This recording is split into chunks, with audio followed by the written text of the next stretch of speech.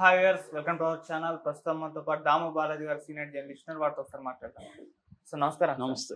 Sir కేరళలో ఇద్దరు తల్లిదండ్రులు వాళ్ళ పిల్లల్ని చంపేసి వాళ్ళ ఇంట్లోనే పాతి పెట్టేశారు సార్. ఇప్పుడు ఇది షాకింగ్ న్యూస్ అనేది సంచలనం సృష్టిస్తుంది దేశం వ్యాప్తంగా కూడా. అసలు ఈ మధ్య కాలంలో ఇటువంటి కేసులు కూడా పెరిగిపోవడం చూస్తున్నాం. అంటే తల్లిలో లేకుంటే తండ్రి పిల్లల్ని చంపేస్తున్నారు. ఎందుకు ఈ విధంగా జరుగుతున్నాయి? మరి కేరళలో జరిగిన ఇన్సిడెంట్ లో అసలు ఎందుకు వాళ్ళు చంపారు? మరి ఎలా పోలీసులు పట్టుకున్నారు? దీనికి సంబంధించి మరి మీరేం చెప్తారు సార్?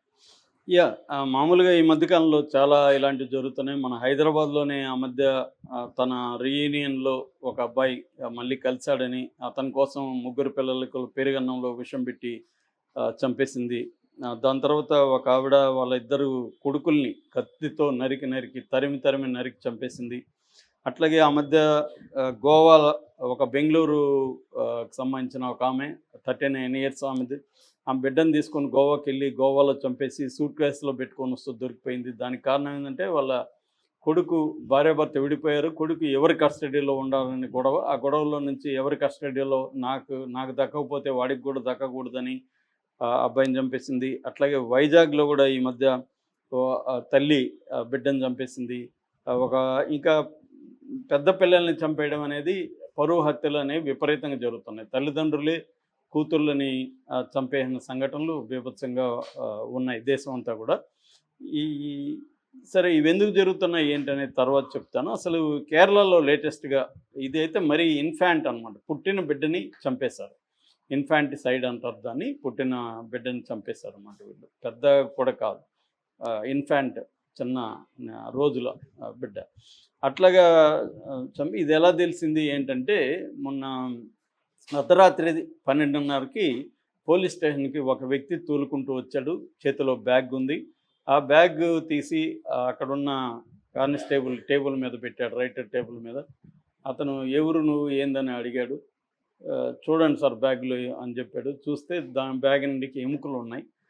వాళ్ళు షాక్ అయ్యారు ఒకసారిగా, ఎవడురా వీడనేసి. సో వాడిని ఇంకా కూర్చోబెట్టి అసలు ఏంటి నువ్వు ఎవరు అదేంతో అడిగితే, ఇవి నా బిడ్డల ఎముకలు, నా భార్య చంపి ఇంట్లోనే పూర్తి చేసింది అని చెప్తే వాళ్ళు ఒక్కసారిగా షాక్ అయ్యారు. వీడేమన్నా పిచ్చోడా అది ఇది అని అనుకున్నారు ఫస్ట్లో. కానీ అతని సెల్ ఫోన్ అవన్నీ చూశారు. తర్వాత భార్యని పిలిపించారు. సో వాళ్ళిద్దరిని వివరాలు అంతా అడిగితే మొత్తం బయటకు వచ్చింది. ఇదేంటంటే ఇతని పేరు భావిన్, ఇతనికి 25 ఏళ్ళు. ఇతను ప్లంబర్గా పనిచేస్తున్నాడు. ఈమె పేరు అనీష, 23 ఏళ్ళు. ఈమె ఒక ల్యాబ్ టెక్నీషియన్గా పనిచేస్తుంది. వీళ్ళిద్దరూ 2020 ఆ ప్రాంతంలో ఫేస్బుక్లో పరిచయం అయ్యారు. ఒకరికంటే ఒకరికి ఇష్టం ఏర్పడింది. ఇద్దరు కలిసి లివ్ ఇన్ రిలేషన్షిప్లో ఉన్నారు. పెళ్లి చేసుకోలేదు. లివ్ ఇన్ రిలేషన్షిప్లోకి ఇల్లు తీసుకొని ఇద్దరు ఉన్నారు. ఈ క్రమంలో ఆమెకు ప్రెగ్నెంట్ అయింది, బిడ్డ పుట్టింది. మగబిడ్డ.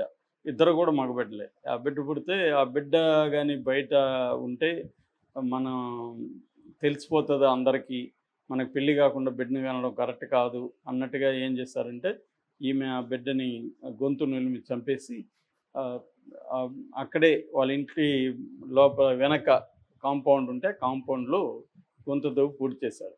అయితే అది కొద్ది రోజుల తర్వాత మళ్ళీ ఆ గొంతను తవ్వి ఎముకల్ని ఇతనికి ఇచ్చింది. దీన్ని ఈ బిడ్డకి మోక్షం కలగాలి, నువ్వేమన్నా చెయ్యి అని చెప్పి ఇచ్చింది. ఆ బూడిదని ఎక్కడో కలపమనింది. ఎముకలు కూడా వీడేం చేశాడంటే అవి దాచిపెట్టుకున్నాడు ఎముకలు.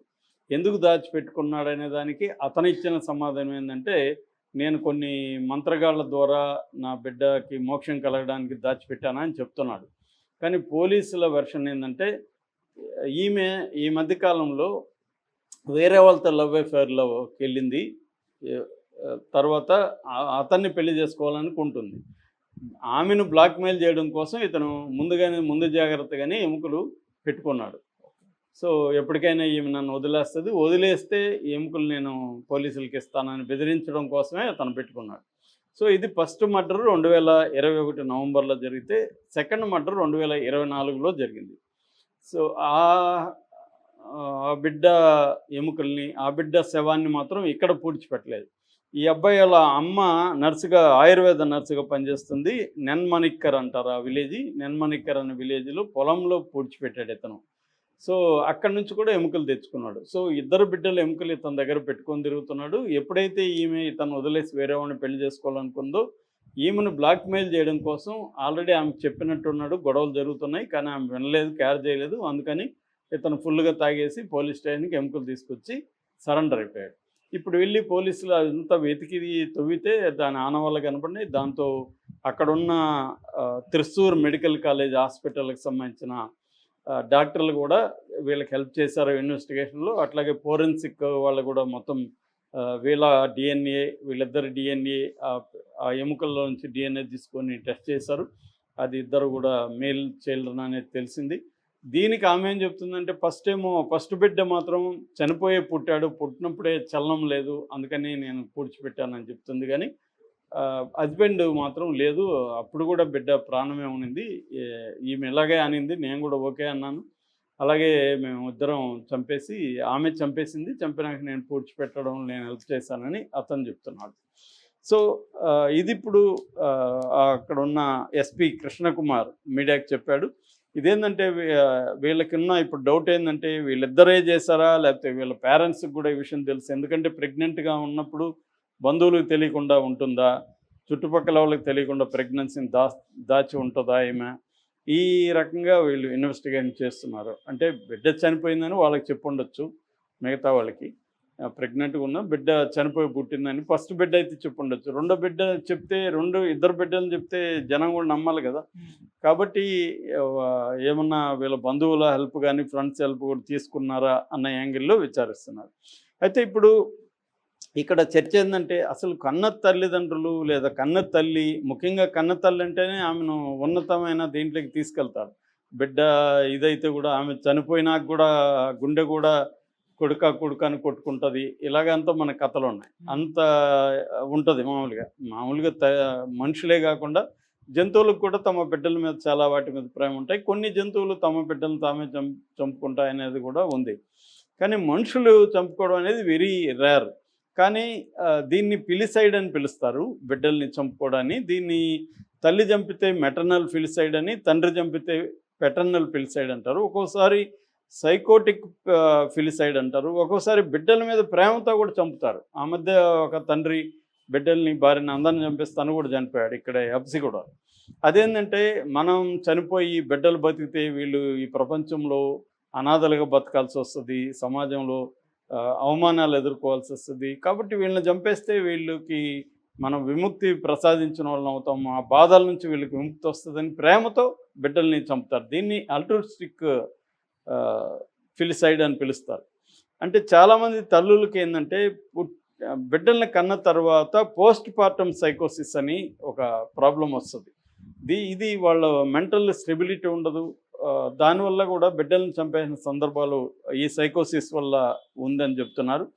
మనకి 2018లో బెంగళూరులో ఒక మెంటల్ హాస్పిటల్ ఉంది, నిమ్హాన్స్ అంటారు దాన్ని.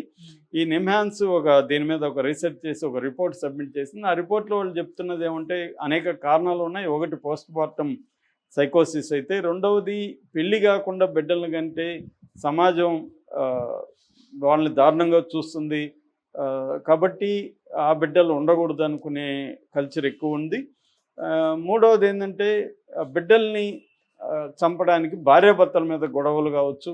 అంటే భర్త తనకి సుఖం ఇవ్వలేదని ఈ బిడ్డ ఏమో ఏడుస్తుంటాడు, ఈ బిడ్డల్ని నేనెందుకు పోషించాలి, భర్త సంబంధం లేకుండా నాకు భర్త హెల్ప్ చేయట్లేదు అన్న ఒక యాంగిల్లో కూడా చంపుతారు. ఇక్కడ మనకి ఇద్దరు బిడ్డల్ని నరికి చంపిన తల్లి కూడా ఇదే కారణం. ఆ ఇద్దరు బిడ్డలకి హెల్త్ బాగాలేదు, భర్త పెద్దగా పట్టించుకోవట్లేదు, బర్డెన్ అంతా ఈమె మీద పడుతుంది, ఈమెకు కూడా మెంటలీ డిస్టర్బ్డ్.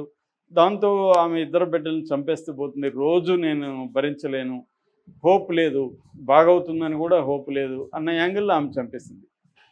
కొంతమంది ఏమో తమ సుఖానికి అడ్డు వస్తున్నారు, తమకు బాయ్ ఫ్రెండ్ ఎవరో ఉంటారు, తన సుఖానికి బిడ్డలు అడ్డుగా ఉన్నారని చంపేస్తారు. మనకి ఇక్కడ 3 బిడ్డలను చంపిన తల్లికి ఇదే కారణం.